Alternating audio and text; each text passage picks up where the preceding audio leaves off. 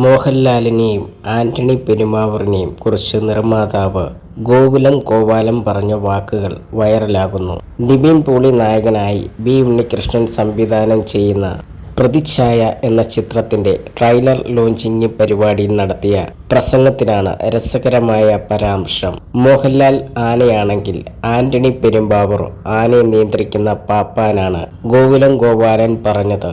അദ്ദേഹത്തിന്റെ വാക്കുകൾ വലിയ കയ്യടിയാണ് സദസ്സിൽ നിന്നും ഉയർന്നത്. മോഹൻലാലിനൊപ്പം ഒരാളുണ്ട്, ആന്റണി. അദ്ദേഹം ഒരു ആനപ്പാപ്പാനാണ്. ആനയെ തെളിക്കണമെങ്കിൽ പാപ്പാന് മാത്രമേ സാധിക്കൂ. അടുത്തേക്ക് വേറെ ആർക്കും പോകാൻ സാധിക്കൂ. എന്നെ സംബന്ധിച്ച് ഇരുവരും തമ്മിൽ, ആനയും പാപ്പാനും തമ്മിലുള്ള ബന്ധമാണ്, വലിയ ഐക്യമാണ്. ആ ബന്ധമെന്നും നിലനിൽക്കട്ടെ.